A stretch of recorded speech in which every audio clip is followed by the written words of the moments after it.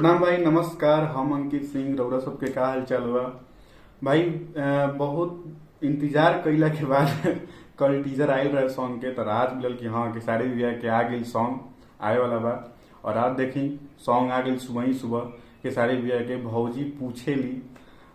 तो देखो तनी का पूछेली सॉन्ग में भाई भौजी पूछेली, और सिंगर खेसारी भैया और खुशी कक्कड़, और लिरिक्स में भाई अखिलेश कश्यप और कोई तो ऐसा दिक्कत नहीं है जेकर नाम ली। चलो तो बिना देरी करेंगे स्टार्ट करेंगे। और अनुपमा फिल्म्स पे आइल बा, यूट्यूब नामा चैनल बा यूट्यूब पे ओकरे पे आइल बा, ठीक बा। और चलो तो बिना देरी करेंगे स्टार्ट करेंगे। अपन छोट भाई के बिना सब्सक्राइब कर वीडियो ना देखी जा, ठीक बा।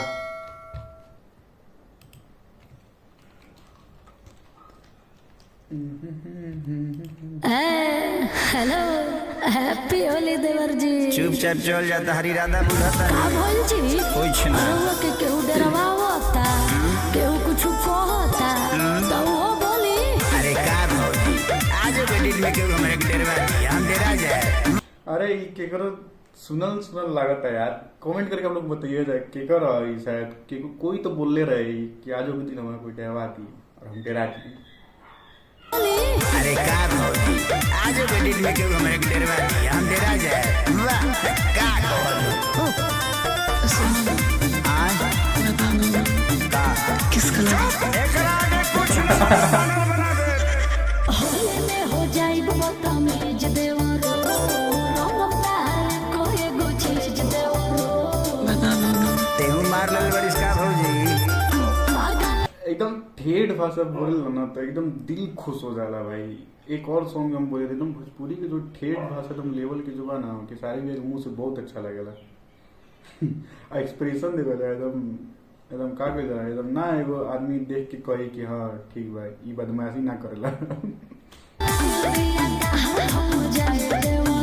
मासूम। का किस कलर की चड्डी? चुप माहौल बिगड़ा बू जइबू के नाही हंसे। बता दो ना। लइका जवान बुढ़ाओ के रंगल से घेरतिया चौवादी के। अरे भौजी पूछे ले होली में कैसन कलरवा चढ़ी। भौजी पूछे ले होली में कैसन कलरवा चढ़ी के। सुनो ना।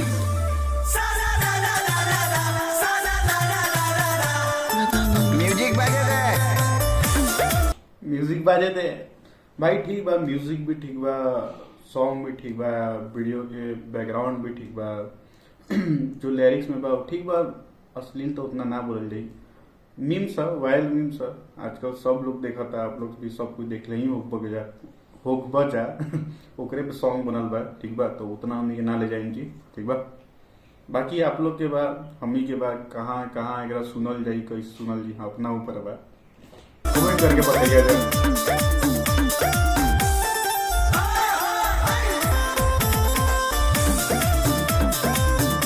का डांस बा।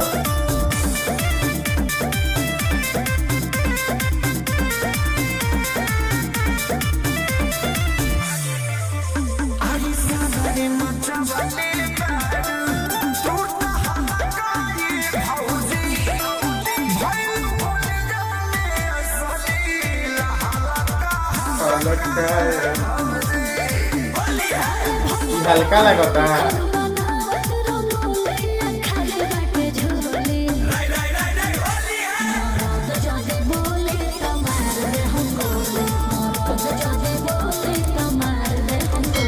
करे जाओ। जी भौजैया बोल, अब कलर मत पूछी है। बता दो ना। साफ छुछुनरे बड़ी।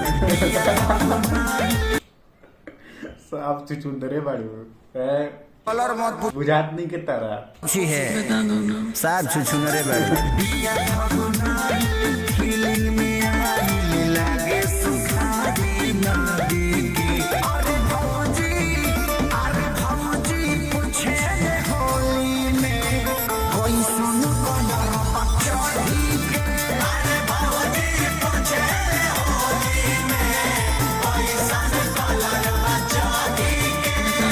सर को बाज जाए दे। आवा मास्टर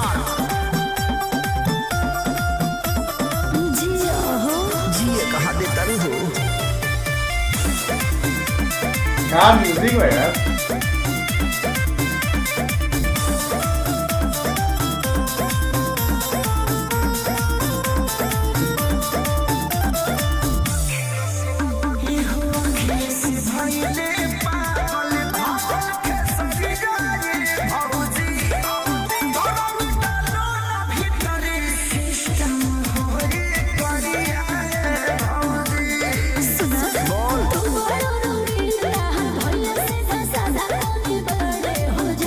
ओकरे फायदा उठावत तारू।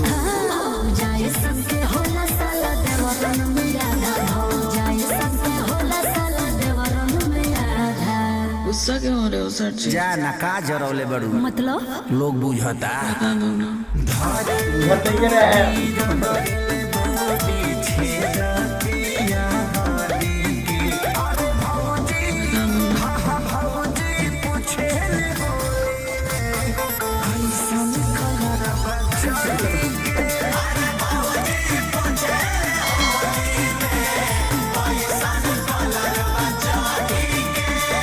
सुनो ना। हम गिनती भुला गइल बनी, पंकज भैया ले पूछ ले जाके। बता दो ना। बात ये दूसरा कोई क्या आवाज रहे खेसारी भैया के ना रहे, लेकिन अच्छा रहे। भोजपुरी सॉन्ग के लास्ट सॉन्ग में ही आदमी सोचला ना कि वो शुरू होला तो अच्छा लगेला, धीरे धीरे खराब लगते रहेला, खत्म होला के बाद भी अच्छा लगेला भोजपुरी सॉन्ग। सुनो ना। हम गिनती भुला गइल बनी, पंकज भैया ले पूछ ले जाके। बता दो ना। बात गिनती बुला गेलो भाई। सॉन्ग ठीक बा, बैकग्राउंड भी ठीक बा, बैकग्राउंड म्यूजिक भी अलग लेवल के बाद एकदम मजा आता सुनने में, और सुनला के बाद आदमी डांस तो करे लागत हवा। लेकिन ये सॉन्ग आप सबके ऊपर बा, कहाँ सुने नहीं जा, केकर पास सुने नहीं जा, कैसन घर के माहौल बा, कहाँ सुनल जा सकेला। आप लोग कमेंट करके बताइएगा कि सॉन्ग आप लोग के कैसन लगल। ठीक बा, हमरा ठीक ठाक लागल। और बिना सब्सक्राइब करे वीडियो ना देखी जा भाई, सब्सक्राइब करी जा। 700 के बहुत नजदीक बनी, बहुत क्लोज बनी एकदम। ठीक बा, और एक एक शेयर बना था आप लोग से, जो जो भोजपुरी सॉन्ग सुनत हो जरूर शेयर करी जा। हम भाई नेक्स्ट वीडियो में बहुत जल्द मिलम। लव यू, जय हिंद, जय भारत।